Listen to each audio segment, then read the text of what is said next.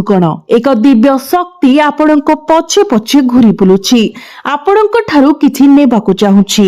ପ୍ରକୃତରେ ଏହି ଦିବ୍ୟ ଶକ୍ତି କିଏ? ସତ୍ୟ ଆପଣଙ୍କୁ ଅନେକ ଖୁସି ଆଣିଦେବ ଏବଂ ଏହି ଗୋଟିଏ ଜିନିଷ କଣ ଏହା ଆପଣଙ୍କ ଠାରୁ ନେବାକୁ ଚାହୁଁଛି। ବନ୍ଧୁଗଣ, ଆଜିର ଭିଡିଓରେ ଆମେ ଆପଣଙ୍କୁ ଏହି ସବୁ ବିଷୟରେ ବିସ୍ତାରିତ ଭାବରେ ବୁଝାଇବାକୁ ଯାଉଛୁ। ଆପଣଙ୍କର ସୂଚନା ପାଇଁ ଏହି ଦିବ୍ୟ ଶକ୍ତି କିଛି ଦାବି କରିବା ପାଇଁ ଆପଣଙ୍କର ପଛରେ ଲାଗିଛି, ତଥାପି ଆପଣ ଏହାର ଉପସ୍ଥିତି ବିଷୟରେ ସମ୍ପୂର୍ଣ୍ଣ ଅଜ୍ଞ ଅଛନ୍ତି। ଏହି ଦିବ୍ୟ ଶକ୍ତି କିଏ? ଥରେ ଆପଣ ଏହା ବିଷୟରେ ବିସ୍ତାର ଭାବରେ ଜାଣିବା ଏବଂ ପରିସ୍ଥିତିକୁ ପ୍ରକୃତରେ ବୁଝିବା ପରେ ଆପଣ ନିଃସନ୍ଦେହରେ ହସ ଖୁସିରେ ପଡିଯିବେ। ଆମେ ଏହାର ଗ୍ୟାରେଣ୍ଟି ଦେଉଛୁ, କାରଣ ଏହି ଦିବ୍ୟ ଶକ୍ତି ଗତ 2 ମାସ ଧରି ଆପଣଙ୍କୁ ଅନୁସରଣ କରିନାହିଁ। ଏହା ଗତ 3 ବର୍ଷ ଧରି ଆପଣଙ୍କୁ ଅନୁସରଣ କରୁଛି ଏବଂ ଏହା ଆପଣଙ୍କୁ ଅନୁସରଣ କରୁଛି। ଆଜିର ଭିଡିଓରେ ଆମେ ଆପଣଙ୍କୁ ସବୁକିଛି ବିସ୍ତାର ଭାବରେ କହିବାକୁ ଯାଉଛୁ। ବନ୍ଧୁଗଣ, ଆଜି ସନ୍ଧ୍ୟା 5:10 ପରେ ଆପଣଙ୍କ ରାଶିରେ ଏକ ବଡ ପରିବର୍ତ୍ତନ ଆସିବାକୁ ଯାଉଛି। ଏହି ଦିବ୍ୟ ଶକ୍ତି ଦ୍ୱାରା ଏକ ପରିବର୍ତ୍ତନ। ଆପଣ ସମସ୍ତେ ସମ୍ପୂର୍ଣ୍ଣ ଧନୀ ଏବଂ ସମୃଦ୍ଧ ହେବେ। ଅନ୍ୟ ଭାବରେ କହିବାକୁ ଗଲେ ଆଗାମୀ 10 ଦିନ ମଧ୍ୟରେ ଯେଉଁମାନେ ବର୍ତ୍ତମାନ କନିଷ୍ଠ ନାହାନ୍ତି ସେମାନେ ମଧ୍ୟ ଧନୀ ହୋଇଯିବେ। ଆମେ କେବଳ ଏତିକି ଅନୁରୋଧ କରୁଛୁ ଯେ ଆପଣମାନେ ଏହି ଭିଡିଓକୁ ଶେଷ ପର୍ଯ୍ୟନ୍ତ ଧ୍ୟାନର ସହିତ ଦେଖନ୍ତୁ। ଆମେ ଆରମ୍ଭ କରିବା ପୂର୍ବରୁ ମାତା ରାଣୀଙ୍କର ସମସ୍ତ ଶ୍ରଦ୍ଧା ଭକ୍ତମାନେ ଭିଡିଓକୁ ଲାଇକ୍ କରି ଚ୍ୟାନେଲକୁ ସବସ୍କ୍ରାଇବ କରିଦିଅନ୍ତୁ ଏବଂ କମେଣ୍ଟ ବକ୍ସରେ ଜୟ ମାତା ଦି 3 ଥର ଲେଖନ୍ତୁ। ଏପରି କରିବା ଦ୍ୱାରା ଆପଣ ଏବଂ ଆପଣଙ୍କର ସମଗ୍ର ପରିବାର ମାତା ରାଣୀଙ୍କର ପ୍ରତ୍ୟକ୍ଷ ଆଶୀର୍ବାଦ ଏବଂ ପ୍ରେମ ପାଇବେ। ବନ୍ଧୁଗଣ, ଦୟାକରି ଧ୍ୟାନ ଦିଅନ୍ତୁ। ଆଗାମୀ 10 ଦିନର ଅବଧି ଯେକୌଣସି ସାଧାରଣ ସମୟ ନୁହେଁ। ଏହା ଏପରି ଏକ ସମୟ ହେବ ଯାହା ଆପଣଙ୍କର ଭାଗ୍ୟକୁ ଆଲୋକିତ କରେ ଏବଂ ଆପଣଙ୍କ ପାଇଁ ଅପାର ସୌଭାଗ୍ୟ ଆଣିଥାଏ।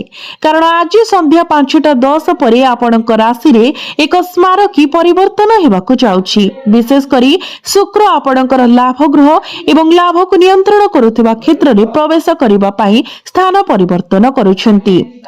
ଆପଣଙ୍କ ଜୀବନରେ ଏହି ମୁହୂର୍ତ୍ତରେ ଏକ ଦିବ୍ୟ ଶକ୍ତି ଆପଣଙ୍କର ସମସ୍ତଙ୍କର ପ୍ରତି ସମ୍ପୂର୍ଣ୍ଣ ଭାବରେ ଦୟାଳୁ ଏବଂ କୃପାମୟ ହୋଇଛନ୍ତି। ଏହି ଦିବ୍ୟ ଶକ୍ତି ପ୍ରକୃତରେ କିଏ ଏବଂ ଏହା ଆପଣଙ୍କ ଚାରିପାଖରେ କାହିଁକି ନିରନ୍ତର ଘୁରି ବୁଲୁଛି? ଏହି ରହସ୍ୟମୟ ଶକ୍ତି କଣ ଯାହା ଆପଣଙ୍କର ପାଦ ଚିହ୍ନରେ ଅନୁସରଣ କରୁଥିବା ପରି ମନେ ହେଉଛି? ବନ୍ଧୁଗଣ, ଆଜିର ଭିଡିଓରେ ଆମେ ଆପଣଙ୍କୁ ଏହା ବିସ୍ତୃତ ଭାବରେ ବୁଝାଇବୁ, ତେଣୁ ବହୁତ ଧ୍ୟାନର ସହିତ ଦେଖନ୍ତୁ।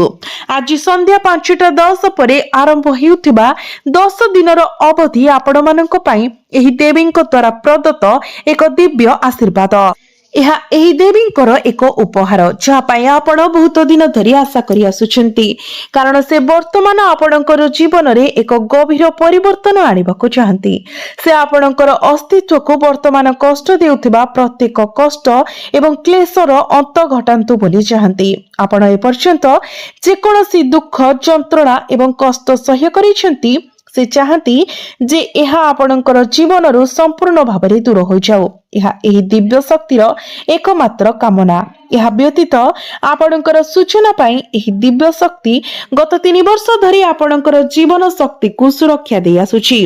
ଆପଣଙ୍କର ଜୀବନରେ ଯେଉଁଠାରେ ଏବଂ ଯେତେବେଳେ ଅସୁବିଧା ଆସିଛି, ଯେଉଁଠାରେ ଲୋକମାନେ ଆପଣଙ୍କ ବିଷୟରେ ଖରାପ କଥା କହିଛନ୍ତି, ଯେଉଁଠାରେ ଲୋକମାନେ ଆପଣଙ୍କୁ ହୀନ କିମ୍ବା ଦୁର୍ବଳ କରିବାକୁ ଚେଷ୍ଟା କରିଛନ୍ତି, ଏହି ଦିବ୍ୟ ଶକ୍ତିର ସୁରକ୍ଷାମୂଳକ ଛାୟା ଉପସ୍ଥିତ ଅଛି। ହଁ ବନ୍ଧୁଗଣ, ବାରମ୍ବାର ଏହି ଦିବ୍ୟ ଶକ୍ତି ଗୁଡିକ ଆପଣଙ୍କୁ ବିପଦରୁ ଉଦ୍ଧାର କରିଛନ୍ତି। ଯଦିଓ ଆପଣ ଏହା ବିଷୟରେ କେବେ ଜାଣିନଥିବେ, ତଥାପି ଏହା ମନେ ରଖନ୍ତୁ, ଆପଣଙ୍କ ଜୀବନରେ ଗତି କରୁଥିବା ଏହି ଦିବ୍ୟ ଶକ୍ତି ଆପଣଙ୍କ ଉପରେ ନଜର ରଖେ ଏବଂ ଆପଣଙ୍କ ପାଇଁ ଆପଣଙ୍କ ନିଜ ମାଙ୍କ ପରି ସମାନ ନିରପେକ୍ଷ ପ୍ରେମ ଏବଂ ଭକ୍ତି ସହିତ ଯତ୍ନ ନିଏ। କାରଣ ଆପଣ ଏହି ଦିବ୍ୟ ଶକ୍ତିର ହୃଦୟ ଭିତରେ ଏକ ସ୍ଥାୟୀ ଏବଂ ସ୍ନେହପୂର୍ଣ୍ଣ ସ୍ଥାନ ପାଇଛନ୍ତି। ଆପଣଙ୍କର ସୂଚନା ପାଇଁ ଆପଣ ସାରା ଜୀବନ ଭଲ ଭାବେ କାମ କରିଛନ୍ତି। ଆପଣଙ୍କର ହୃଦୟ ଅତ୍ୟନ୍ତ ପବିତ୍ର। ଆପଣ କାହା ପ୍ରତି କୌଣସି ଖରାପ ଇଚ୍ଛା ପୋଷଣ କରିନାହାନ୍ତି। ଆପଣ ସମସ୍ତଙ୍କ ପାଇଁ ମଙ୍ଗଳ କାମନା କରିଛନ୍ତି। ଏହା ବ୍ୟତୀତ ଆପଣଙ୍କ ରାଶି ଅନୁସାରେ ଜନ୍ମ ହୋଇଥିବା ଲୋକମାନେ କଠିନ ପରିଶ୍ରମୀ ଅଟନ୍ତି। ସେମାନେ କୌଣସି ପ୍ରୟାସ ଛାଡନ୍ତି ନାହିଁ। ଆପଣ ସର୍ବଦା ବିଶ୍ୱାସ କରି ଆସୁଛନ୍ତି ଯେ ଅନ୍ୟମାନଙ୍କୁ ଈର୍ଷା କରିବା ପରିବର୍ତ୍ତେ ଜଣେ ନିଜେ କଠିନ ପରିଶ୍ରମ କରିବା ଉଚିତ। ଆଗକୁ ବଢିବା ପାଇଁ ଚେଷ୍ଟା କରିବା କିମ୍ବା ଅତି କମରେ ସମାନ ସ୍ଥାନରେ ଠିଆ ହେବା। ଆପଣଙ୍କର ମାନସିକତା ସମାନତା ପାଇଁ ଚେଷ୍ଟା କରିବା, ଈର୍ଷା ପୋଷଣ କରିବା ନୁହେଁ। ବନ୍ଧୁଗଣ, ଆପଣ ସମ୍ପୂର୍ଣ୍ଣ ପରିଶ୍ରମ ମାଧ୍ୟମରେ ଜୀବନରେ ସଫଳତା ହାସଲ କରିବାକୁ ଆକାଂକ୍ଷା କରନ୍ତି ଏବଂ ଏହା ଠିକ ଏହି ସଦ୍ଗୁଣ ମନୋଭାବ ଏବଂ ଭଲ କାର୍ଯ୍ୟର ଏହି ଆତ୍ମା ଯାହା ଦିବ୍ୟ ଶକ୍ତିକୁ ଆପଣଙ୍କ ଆଡକୁ ଟାଣି ଆଣେ। କଥାରେ ଅଛି, ଈଶ୍ୱରଙ୍କୁ ମଧ୍ୟ ପ୍ରକୃତ ଆଧ୍ୟାତ୍ମିକ ଶକ୍ତି ଆଗରେ ମୁଣ୍ଡ ନୁଆଇବାକୁ ପଡିବ। ପ୍ରକୃତ ଭକ୍ତି କରୁଥିବା ଭକ୍ତଙ୍କ ନିକଟରେ ଈଶ୍ୱରଙ୍କୁ ସ୍ୱୟଂ ଅର୍ପଣ କରିବାକୁ ପଡିବ। ଯାହାର କାର୍ଯ୍ୟ ଧାର୍ମିକ, ଯିଏ ସ୍ଥିର ଏବଂ ବିଶ୍ୱାସରେ ପରିପୂର୍ଣ୍ଣ, ଯିଏ ଈଶ୍ୱରୀୟତା ପ୍ରତି ସର୍ବଦା ସଚେତନ ଏବଂ ଯାହାର ବିଶ୍ୱାସ ଅଟଳ ରହିଥାଏ, ଏପରି ବ୍ୟକ୍ତି ଉପରେ ଯିଏ ଏହି ଗୁଣ ଗୁଡିକ ବଜାୟ ରଖେ, ଈଶ୍ୱର ସର୍ବଦା ତାଙ୍କର ପରମ କୃପା ଏବଂ ସୁରକ୍ଷା ପ୍ରଦାନ କରିବାକୁ ପ୍ରସ୍ତୁତ। ଆପଣ ସର୍ବଦା ଈଶ୍ୱରୀୟତାର ଭରସା ରଖିଛନ୍ତି। ଆପଣଙ୍କର ଜୀବନରେ ଯେତେ କଷ୍ଟକର ସମୟ ଆସିଥିବ କିମ୍ବା ଆପଣ ଯେତେ କଷ୍ଟର ସମ୍ମୁଖୀନ ହୋଇଥିବେ, ଆପଣ ସର୍ବଦା ଈଶ୍ୱରଙ୍କ ପ୍ରତି ଆପଣଙ୍କର ବିଶ୍ୱାସ ବଜାୟ ରଖିଛନ୍ତି। ଆପଣ କେବେ ବି ଆପଣଙ୍କର ବିଶ୍ୱାସକୁ ଦୁର୍ବଳ ହେବାକୁ ଦେଇନାହାନ୍ତି। ଏହି କାରଣରୁ ଏହି ଦିବ୍ୟ ଶକ୍ତି, ଏହି ଈଶ୍ୱର ଆପଣଙ୍କର ଜୀବନର ଏହି ପର୍ଯ୍ୟାୟରେ ଆପଣଙ୍କର ସମସ୍ତଙ୍କ ଉପରେ ଅତ୍ୟନ୍ତ ପ୍ରସନ୍ନ ହୋଇଛନ୍ତି। ଏହା ଆପଣଙ୍କ ଠାରୁ କେବଳ ଗୋଟିଏ ଜିନିଷ ମାଗୁଛନ୍ତି। ପ୍ରତିବଦଳରେ ଏହି ଦିବ୍ୟ ଶକ୍ତି ଆପଣଙ୍କୁ ଯାହା ପ୍ରଦାନ କରିବାକୁ ଯାଉଛନ୍ତି ତାହା ଏତେ ଆଶ୍ଚର୍ଯ୍ୟଜନକ ଯେ ଏହାର ସ୍ପଷ୍ଟ ସତ୍ୟ ଆପଣଙ୍କୁ ସମ୍ପୂର୍ଣ୍ଣ ଭାବରେ ମନ୍ତ୍ରମୁଗ୍ଧ କରିଦେବ। ଆଜି ସନ୍ଧ୍ୟା 5:10 ଆରମ୍ଭ କରି ପରବର୍ତ୍ତୀ 10 ଦିନ ମଧ୍ୟରେ ଆପଣଙ୍କର ସମଗ୍ର ଜୀବନ ଏହି ଦିବ୍ୟ ଶକ୍ତି ଯୋଗୁଁ ପରିବର୍ତ୍ତନ ହେବ। ପ୍ରକୃତରେ ଏହା ଧନ, ଗାଡି, ବଙ୍ଗଳା, ଟଙ୍କା କିମ୍ବା ପ୍ରେମ ହେଉ, ଯାହା ପାଇଁ ଆପଣ ଆଗ୍ରହ କରି ଆସିଛନ୍ତି, ଆପଣଙ୍କର ଜୀବନରେ ଯାହାର ଅଭାବ ରହିଛି, ଆପଣ ଏବେ ସେହି ସମସ୍ତ କ୍ଷେତ୍ରରେ ପ୍ରଚୁରତା ଏବଂ ବୃଦ୍ଧି ଦେଖିବେ। ଆପଣଙ୍କର ମାନସିକତା ସକାରାତ୍ମକ ହୋଇଯିବ ଏବଂ ସେହି କ୍ଷେତ୍ର ଗୁଡିକରେ ସଫଳତା ନିକଟତର। ବନ୍ଧୁମାନେ, ଏହି ମୁହୂର୍ତ୍ତରେ ଏହି ଦିବ୍ୟ ଶକ୍ତିର କୃପା ଏବଂ ଆଶୀର୍ବାଦ ଦ୍ୱାରା ଆପଣଙ୍କର ଜୀବନରେ ଏକ ଚମତ୍କାର ଘଟଣା ଘଟିବାକୁ ଯାଉଛି। ଯାହା ବି ହେଉ, ଯଥେଷ୍ଟ ହୋଇଗଲା।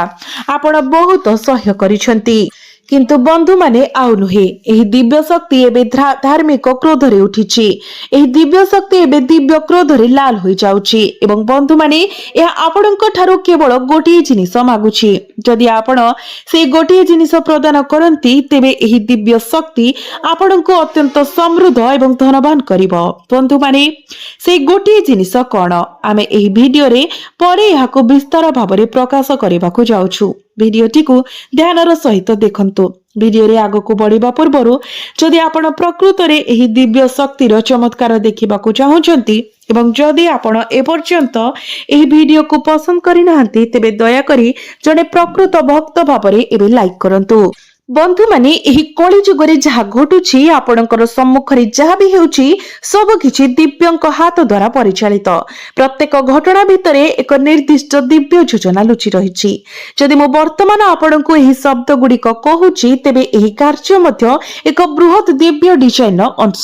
ଯଦି ଆପଣ ଏହି ପରୀକ୍ଷା ପାଇଁ ନିଜକୁ ଯୋଗ୍ୟ ପ୍ରମାଣ କରନ୍ତି, ଯଦି ଆପଣ ସୁଯୋଗର ସମ୍ମୁଖୀନ ହୁଅନ୍ତି, ତେବେ ଈଶ୍ୱର ସ୍ୱୀକାର କରିବେ ଯେ ଆପଣ ସଫଳତାର ସହିତ ଆପଣଙ୍କର ପରୀକ୍ଷା ଗୁଡିକ ପାସ୍ କରିଛନ୍ତି। ବନ୍ଧୁମାନେ, ଏକ ଦିବ୍ୟ ଶକ୍ତିର ହସ୍ତକ୍ଷେପ ଯୋଗୁଁ ଆପଣଙ୍କର ଜୀବନକୁ କଷ୍ଟ ଦେଉଥିବା ସମସ୍ତ ଅସୁବିଧା ଏବଂ କ୍ଲେଶର ଅନ୍ତ ହେବାକୁ ଯାଉଛି। ଆପଣଙ୍କର ସୂଚନା ପାଇଁ ମୁଁ ଆପଣଙ୍କୁ କହିବାକୁ ଚାହୁଁଛି ଯେ ଆପଣ ଜୀବନରେ ଜଣେ ଶତ୍ରୁ ଅଛି ଯେ ଆପଣଙ୍କ ବିରୁଦ୍ଧରେ ଗୁପ୍ତ ରୀତି ପାଳନ କରୁଛି। ଏହି ଶତ୍ରୁ ଯୋଗୁଁ ହିଁ ଆପଣଙ୍କର ଜୀବନ ନିରନ୍ତର ଅସୁବିଧା ଏବଂ କଷ୍ଟର ଧାରା ଦ୍ୱାରା ଜର୍ଜରିତ ହେଉଛି। ଆପଣ ଜୀବନରେ ଏବେ ଏକ ପରିବର୍ତ୍ତନର ଦ୍ୱାରରେ ଅଛନ୍ତି। ଏହି ଦିବ୍ୟ ଶକ୍ତି ଏହି ଶତ୍ରୁ ଦ୍ୱାରା ଅତ୍ୟନ୍ତ କ୍ରୋଧିତ ହୋଇଯାଇଛି। ଏହା ବ୍ୟତୀତ ଏହି ଦିବ୍ୟ ଶକ୍ତି ଗଭୀର ଭାବରେ ଅସନ୍ତୁଷ୍ଟ, କାରଣ ଏହା ଆପଣଙ୍କ ଠାରୁ କିଛି ମାଗୁଛି ଯାହା ଆପଣ ଯୋଗାଇବାରେ ବିଫଳ ହେଉଛନ୍ତି। आपण एहार शक्तिर परिमाण को चिन्हिबाको किंबा बुझिबारे मध्य विफल होइछन्ति। एही दिव्य शक्ति आपणक उपरे किछिटा असंतुष्ट मध्य होइछन्ति। तथापि जदि आपण एही दिव्य शक्ति को एहा जहा चाहुछि ताहा प्रदान करन्ति तेबे एहा आपणको प्रचुर धनी करिब। आसंतु आमे आपणको पई किछि स्पष्ट करिबा। एहा पठाउतिबा संकेत गुडिक आपण बुझि पारि नाहंती। तथापि आपणकर कुंडली रे शुक्रंकर स्थिति संप्रति दृढ़ होइतेबा हेतु आमे एक स्पष्ट सूचना पाइछु जे एही दिव्य शक्ति द्वारा एक चमत्कार आपणकर जीवन रे प्रकाशित हेबाको जाउछि। विशेष करी आज संध्या 5:10 आपण एक स्पष्ट अनुभव करिवे जे आपणकर जीवन रे एक गुरुत्वपूर्ण परिवर्तन घटुछि। आपण एबे सही जिनिस पाइबाकू जाउछन्ति। आपणको आज संध्या 5:10 परे सचोट विश्वास सहित समय को आसीबाको पड़िबो। एही चमत्कार केबे किपरि घटिबो बोली मनरे चिंता करंतु नाही। आपणको केवल एही दिव्य शक्ति उपरे भरोसा रखिबाको पड़िबो। एहा निश्चित भाबरे आपणको सुरक्षा देबो, आपणकर जीवन रे सकारात्मक परिवर्तन आनिबो बोली विश्वास करी। बंधु माने आपण देखिबे जे दुनियार कोनोसी शक्ति आपणकर जीवन को भलो आडकु नेबारु रोकी पारिबो नाही। आपण एहा संपूर्ण सठिक भाबरे सुनुछन्ति। आपणकर सूचना पई आसंतु आमे जानिबा जे एही दिव्य शक्ति आपणकर जीवन प्रति काहेकि किछिटा असंतुष्ट एपरि टिके क्रोधित होइछन्ति। कारण आपण आपणकर समस्त शत्रु मानक उपरे अत्यधिक विश्वास करन्ति। आपण प्रत्येक दिन सेमानक सहित जोगाजोग करन्ति। आपण सेमानक संगरे बुलिबा एवं आपणकर कामरे प्रत्येक दिग सेमानक सहित बांटन्ति। आपणकर जीवनर दायित्व एवं व्यापार विषय आत्मसंतोष पाइछन्ति। यह व्यतीत गोटे निर्दिष्ट कथा अछि जहा एही दिव्य शक्ति को गभीर भाबरे क्रोधित करूछि एवं एही आचरण ही एही दिव्य सत्ता को आपणक उपरे असंतोष प्रकाश करिछि। बंधुगण, एही दिव्य शक्ति केवल चुप बसी नाही, यह संकेत पठाए आपण सेही संकेत गुडिको अणदेखा करि आसुछन्ति। बंधुगण, जदि आपण आज यही वीडियो देखिबा परे मध्य एहाको बुझिबारे विफल होंती तेबे आपणकर जीवन संपूर्ण नष्ट होई जिवो। कारण एही शत्रु माने सक्रिय भाबरे आपणकर संपूर्ण विनाश पई आग्रही एवं जदि आपण एही दिव्य शक्तिर मार्गदर्शन सहित निजको समन्वित न करंती, जदि आपण एहार चेतावनी को पालन करिबारे विफल होंती तेबे आपणकर शत्रु माने आपणक उपरे संपूर्ण प्राधान्य अर्जन करिवे। बंधु माने आपणकर शत्रु माने आपणक विरुद्ध रे गुप्त रीति करूछन्ति जहा आपणकर संपूर्ण विनाश आनिबा पई प्रस्तुत करा जायछि। से माने आपणक उपरे मंत्र एवं कला जादू प्रयोग करूछन्ति। गुप्त अभ्यासकारीक सहायता रे आपणक विरुद्ध रे आक्रमण आरंभ करूछन्ति। से माने ही अभ्यासकारीक सहित मिसी स्मशान भूमि परिसर रे पूजा पाठ करिबा पई कार्य करिसंती। समस्त आपणको ध्वंस करिबा उद्देश्य रे एवं एपरि लोक माने आपणकर समस्तଙ୍କ पई अत्यंत क्षतिकारक। एही व्यक्ति मानक जोगु आपणकर विचार अंधकारमय होई जायछि। सेमानक जोगु आपणकर मानसिक सुस्थता खराब होउछि। यह व्यतीत जदिओ आपणकर जीवन रे खुशी प्रवेश करि पारे, यह केबे भी बहुत दिन पर्यंत रहि न थाए। कारण सेमानकर नकारात्मक शक्ति आपणको परास्त करिथाए। फलस्वरूप आपणक शरीर मध्यरे रहुतबा सकारात्मक शक्ति, दिव्य शक्ति धीरे धीरे लुप्त हेबा पूर्वरु केवल किछि समय पई रहिथाए। बंधुगण, म आपणको कहिबाकू चाहूछि जे एही दिव्य शक्ति केवल आपण करिथिबा भल कार्य जोगु आपणको उपरे एहार कृपा प्रदान करिछि। यह आपणकर चारि पाखरे एक सुरक्षा कवच भावरे कार्य करे। तथापि जेतेबेले आपण सेमानकर प्रभाव रे पड़ती किंबा आहुरी खराब स्वेच्छाकृत भावरे सेमानक सहित मिसी जाती, सेही सकारात्मक शक्ति धीरे धीरे आपणक शरीर दूरे जीवाको आरंभ करे। फलस्वरूप जदि आपण भल कार्य करबाकू चाहती, आपण निजको ताहा करबाकू असमर्थ पांती। आपणकर मन दुर्बल होई जाय। आपण जहा पाई मन स्थिर कले, आपण जो काम योजना कले ताहा सफल हुए नाही। बंधुगण, आपणकर सूचना पाई आपण जो योजना प्रस्तुत करती ताहा असंपूर्ण रही थाए। आपण आउ सही भूल करिबा उचित नुहे। आपण आपणकर शत्रु मानक उपरे अंधविश्वास करिबा उचित नुहे। आगामी 10 दिन मध्यरे जदि आपणकर कोनोसी गुरुत्वपूर्ण कार्य अछि जाहाकू आपण शत्रु सहित मिसी करिबाकू चाहुचंती, तेबे कोनोसी परिस्थिति रे सेमानक सहित आगकू बढ़ंतु नाही। आमे आपणकर शत्रुर नाम मध्य प्रकाश करिबाकू जाउछु। तेनु दया करी वीडियो को ध्यानर सहित देखंतु। अनेक लोक अछंती जो माने निजर शत्रु मानकू चिन्हि पारंती नाही। ଏବଂ ନିଜର ଶତ୍ରୁମାନଙ୍କ ପାଇଁ ମଧ୍ୟ ସେମାନେ ଆଖି ବୁଜି ଖର୍ଚ୍ଚ କରିଥାନ୍ତି। କିନ୍ତୁ ଆପଣ ମନେ ରଖନ୍ତୁ, ଏହି 10 ଦିନ ମଧ୍ୟରେ ଅନାବଶ୍ୟକ ଖର୍ଚ୍ଚ ଠାରୁ ଦୂରେଇ ରୁହନ୍ତୁ। ଆଗାମୀ 10 ଦିନ ମଧ୍ୟରେ ଆପଣଙ୍କର ଜୀବନରେ କିଛି ପ୍ରମୁଖ ଆଶ୍ଚର୍ଯ୍ୟଜନକ ଘଟଣା ଘଟିବ, ତାହା ସ୍ପଷ୍ଟ ଭାବରେ ଜଣାପଡୁଛି। କିନ୍ତୁ ଆମେ ଏ ବିଷୟରେ ଜାଣିବା ପୂର୍ବରୁ ପ୍ରଥମେ ଜାଣନ୍ତୁ ଯେ ସେହି ଦିବ୍ୟ ଶକ୍ତି କିଏ, କାରଣ ସେହି ଦିବ୍ୟ ଶକ୍ତିଙ୍କ କୃପାରୁ ହିଁ ଏସବୁ ସମ୍ଭବ ହେବ। ସେହି ଦିବ୍ୟ ଶକ୍ତି ଆଉ କେହି ନୁହନ୍ତି ବରଂ ଧନର ଦେବୀ ମାତା ଲକ୍ଷ୍ମୀ। ଧନର ଦେବୀ ମାତା ଲକ୍ଷ୍ମୀ ଆପଣଙ୍କ ଉପରେ ତାଙ୍କର କୃପା ଦୃଷ୍ଟି ପ୍ରଦାନ କରିଛନ୍ତି। ସେ ଆପଣଙ୍କ ଜୀବନରୁ ପ୍ରତ୍ୟେକ କଷ୍ଟକୁ ଦୂର କରିଛନ୍ତି। ସେ ସେମାନଙ୍କର ଅସ୍ତିତ୍ୱକୁ ସମ୍ପୂର୍ଣ୍ଣ ଭାବରେ ପରିବର୍ତ୍ତନ କରନ୍ତି। ବର୍ତ୍ତମାନ ଆପଣ ସମସ୍ତଙ୍କ ଜୀବନରୁ ଆର୍ଥିକ ସମସ୍ୟା ସମ୍ପୂର୍ଣ୍ଣ ଭାବରେ ଦୂର ହେବାକୁ ଯାଉଛି। ଆପଣଙ୍କର ସୂଚନା ପାଇଁ ଧନର ଦେବୀ ମାତା ଲକ୍ଷ୍ମୀଙ୍କର ଆଶୀର୍ବାଦ ଯୋଗୁଁ ଆପଣଙ୍କର ଜୀବନରେ ଗୁରୁତ୍ୱପୂର୍ଣ୍ଣ ସକାରାତ୍ମକ ପରିବର୍ତ୍ତନ ଘଟିବାକୁ ଯାଉଛି। ତଥାପି ଆମେ ପୂର୍ବରୁ ଉଲ୍ଲେଖ କରିଛୁ, ଆଗାମୀ 10 ଦିନ ମଧ୍ୟରେ ଆପଣ ଆପଣଙ୍କର ଟଙ୍କା କିପରି ଖର୍ଚ୍ଚ କରିବେ ସେ ବିଷୟରେ ସତର୍କ ରହିବା ଉଚିତ। ଏହାକୁ ହାଲୁକା ଭାବରେ ନିଅନ୍ତୁ ନାହିଁ। ବନ୍ଧୁମାନେ, କିଛି ବ୍ୟକ୍ତି ଅଛନ୍ତି ଯେଉଁମାନେ ଖାଦ୍ୟ ସାମଗ୍ରୀ କିଣିବାରେ ଭୁଲ କରନ୍ତି। ଆପଣ ରେଷ୍ଟୁରାଣ୍ଟ ହଉ କିମ୍ବା ହୋଟେଲ ହଉ, ଅଧା ଖାଇ ବାକିକୁ ଫୋପାଡ଼ି ଦିଅନ୍ତି। ଅନ୍ୟ ଶବ୍ଦରେ, ଆପଣ ଏହାକୁ ବୃଥାରେ ଫିଙ୍ଗି ଦିଅନ୍ତି। ଆପଣଙ୍କୁ ଏପରି କରିବାରୁ ସମ୍ପୂର୍ଣ୍ଣ ଦୂରେଇ ରହିବାକୁ ପଡିବ, କାରଣ ଏହା ମା ଲକ୍ଷ୍ମୀଙ୍କର ଅପମାନ ସହିତ ଜଡିତ। ଆଗାମୀ 10 ଦିନ ମଧ୍ୟରେ ଆପଣ ନିଜର ଟଙ୍କା ଗୁଡ଼ିକୁ ଭାବି ଚିନ୍ତି ଖର୍ଚ୍ଚ କରନ୍ତୁ। ଆପଣ ଆପଣଙ୍କର ସମୟର ସର୍ବାଧିକ ସମୟ ଆପଣ ଟଙ୍କା ରୋଜଗାର କରିବାରେ ଦେବା ଉଚିତ, ନା କି ଖର୍ଚ୍ଚ କରିବାରେ। ଆପଣ ଏହି ସମୟରେ ନିଜର ଘରକୁ ସମ୍ପୂର୍ଣ୍ଣ ରୂପରେ ସଫାସୁତୁରା କରିବା ଉଚିତ। ଯାନବାହନକୁ ମଧ୍ୟ ସଫା ରଖିବା ଉଚିତ। ଏହି ନିର୍ଦ୍ଦିଷ୍ଟ ସମୟ ମଧ୍ୟରେ ଆପଣ କୌଣସି ପ୍ରକାରର ଅପମାନଜନକ କିମ୍ବା ଖରାପ ଭାଷା ବ୍ୟବହାର କରିବାରୁ କଡାକଡି ଦୂରେଇ ରହିବା ଉଚିତ। ଧନର ଦେବୀ ସ୍ୱୟଂ ମାତା ଲକ୍ଷ୍ମୀ ଆପଣଙ୍କ ଘରେ ପ୍ରବେଶ କରିବାକୁ ଯାଉଛନ୍ତି, ତେଣୁ ସଂକେତ ଗୁଡିକ ପ୍ରତି ସତର୍କ ରୁହନ୍ତୁ। ଆଗାମୀ 10 ଦିନ ମଧ୍ୟରେ ଆପଣ କେଉଁ ନିର୍ଦ୍ଦିଷ୍ଟ ସଂକେତ ପାଇବାକୁ ଯାଉଛନ୍ତି? ଏହି ଆଗାମୀ 10 ଦିନର ସମୟ ମଧ୍ୟରେ ଜଣେ ମହିଳା ଆପଣଙ୍କର ଜୀବନକୁ ପ୍ରବେଶ କରିବାର ସମ୍ଭାବନା ଅଛି, ଯିଏ ଆପଣଙ୍କର କାମ ପାଇଁ ପ୍ରଶଂସା କରିବେ। ମୁଁ ତୁମର ପ୍ରୟାସ ଦ୍ୱାରା ଗଭୀର ଭାବରେ ପ୍ରଭାବିତ ହୋଇଛି। ମୁଁ ତୁମର କାମକୁ ପ୍ରଶଂସା କରୁଛି ଏବଂ ତୁମକୁ ଏଥିପାଇଁ ପୁରସ୍କାର ଦେବାକୁ ଚାହୁଁଛି। ଏହି ପୁରସ୍କାର ଯେକୌଣସି ଉତ୍ସରୁ ଆସିପାରେ। ବନ୍ଧୁମାନେ, ସେ ନିଶ୍ଚିତ ଭାବରେ ଆପଣଙ୍କ ଘରକୁ ବ୍ୟକ୍ତିଗତ ଭାବରେ ଆସିପାରିବେ ନାହିଁ, ତଥାପି ଆପଣଙ୍କୁ ଏକ ଫୋନ କଲ୍, ଚିଠି କିମ୍ବା ଲିଖିତ ପତ୍ର ମାଧ୍ୟମରେ ଆପଣ ପାଇପାରିବେ।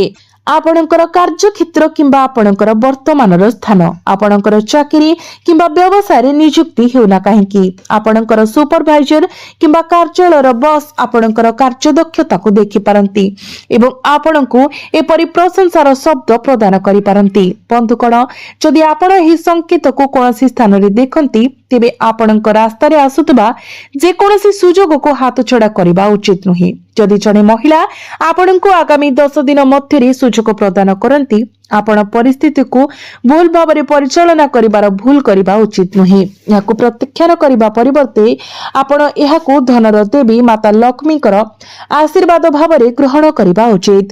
ଆପଣ ସେହି ସୁଯୋଗକୁ କେବଳ ଗୁରୁତ୍ୱହୀନ ମନେ ହେବାରୁ ପ୍ରତ୍ୟାଖ୍ୟାନ କରିବା ଉଚିତ ନୁହେଁ। ଆପଣ ଏହାକୁ ପ୍ରଦାନ କରୁଥିବା ବ୍ୟକ୍ତିଙ୍କୁ ଅସମ୍ମାନ ସହିତ ବ୍ୟବହାର କରିବା ଉଚିତ ନୁହେଁ। ଏପରି ଅନେକ ଲୋକ ଅଛନ୍ତି ଯେଉଁମାନେ ଏହା କରନ୍ତି।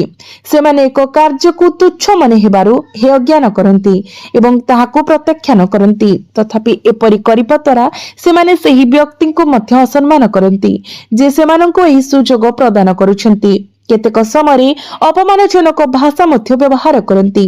ଆପଣ ଏହି ଆଚରଣକୁ ସମ୍ପୂର୍ଣ୍ଣ ଭାବରେ ଏଡାଇବା ଉଚିତ, କାରଣ ଯେତେବେଳେ ଶୁକ୍ର ଆପଣଙ୍କର କୁଣ୍ଡଳୀରେ ଶକ୍ତିଶାଳୀ ଥାନ୍ତି, ସେତେବେଳେ ମାତା ଲକ୍ଷ୍ମୀ ତାଙ୍କର ଶାରୀରିକ ରୂପରେ ଦେଖାଯାଇ ନ ପାରନ୍ତି, କିନ୍ତୁ ସେ ପ୍ରାୟତଃ ଏପରି ପ୍ରକାଶନ ମାଧ୍ୟମରେ ଆମକୁ ଧନ ପ୍ରଦାନ କରିବାକୁ ଆସନ୍ତି।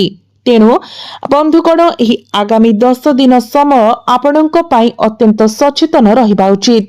ମାତା ଲକ୍ଷ୍ମୀ ପଠାଇଥିବା ସଂକେତ ଗୁଡିକ ପ୍ରତି ଧ୍ୟାନ ଦେବା ଉଚିତ। ଏହା ବ୍ୟତୀତ ଦ୍ୱିତୀୟ ସଂକେତ ହେଉଛି ଏହା, ଯଦି ଆଗାମୀ 10 ଦିନ ମଧ୍ୟରେ ଆପଣ ଆପଣଙ୍କ ଘର ଭିତରେ ଏକ ଝିଟିପିଟି ଦେଖନ୍ତି, ବିଶେଷ କରି ସକାଳେ ଶୀଘ୍ର ଉଠିବା ମାତ୍ରେ, ତେବେ ଆପଣ ବୁଝିଯିବା ଉଚିତ ଯେ ଧନର ଦେବୀ ମାତା ଲକ୍ଷ୍ମୀ ଆପଣଙ୍କର ଦ୍ୱାରରେ ଆସିଛନ୍ତି। ସେ ଆପଣଙ୍କ ଘରେ ବାସ କରିଛନ୍ତି। ଫଳସ୍ୱରୂପ ଆପଣ ନିଶ୍ଚିତ କରନ୍ତୁ ଯେ ଆପଣ ଆପଣଙ୍କର ଘରର ପରିଷ୍କାର ପରିଚ୍ଛନ୍ନତା ବଜାୟ ରଖି